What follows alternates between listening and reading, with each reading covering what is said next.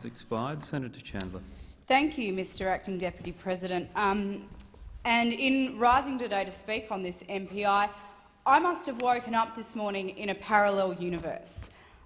You see, I thought that Labor has spent the last few months denouncing themselves over just how out of touch with regional and rural Australia they actually are. Doesn't their own internal election review say that Labor's spending announcements and tax policies fuelled anxieties among people in outer urban and regional Australia that Labor would crash the economy and risk their jobs? Didn't their review find that outer metropolitan, provincial and rural Australia swung against Labor? And now you want to come into this chamber and lecture the government on what is best for regional and rural Australia. Isn't Labor the party which just announced a ban on native forestry in Victoria, which will cost thousands of jobs in regional communities? What's worse, the Victorian Labor government deliberately released that policy on the exact same day that Labor released its federal election review to give itself some cover from negative press attention.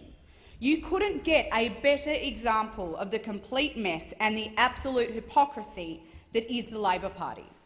The Victorian Labor Party announced a policy to kill off thousands of jobs in the regional community and used as cover a federal Labor review that found Labor is out of touch with regional Australia.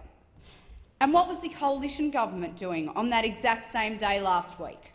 We were announcing a $1 billion expansion of our drought assistance measures for rural and regional Australia. As the Prime Minister has said, the drought and helping our farmers and regional communities is a top policy priority of this government. And we have a comprehensive policy agenda to support the regions, which was endorsed by voters, particularly in regional Australia, an agenda that we are already delivering on. A plan for agriculture backed by $4 billion in funding. A record investment of $100 billion in infrastructure projects across our country with a heavy focus on regional roads and rail. Additional funding for the National Water Infrastructure Development Fund. A $550 million stronger rural health strategy. Delivering new trade agreements which will allow the produce and products from regional Australia to get to new markets, creating jobs and investment at home. We're backing in forestry, in mining, in energy, in fisheries, all industries which will create jobs in regional Australia, and industries which Labor vacillates between being lukewarm at best to downright hostile at the worst towards.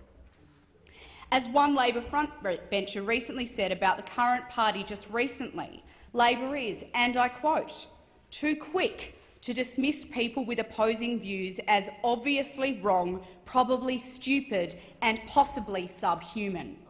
And where will you find a large proportion of people with opposing views to Labor, those people that, according to one of your own, you treat as stupid and possibly subhuman?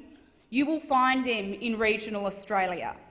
So please give us a spell from the Labor lectures about what regional Australia wants when this coalition government has a clear plan and is already investing in these areas.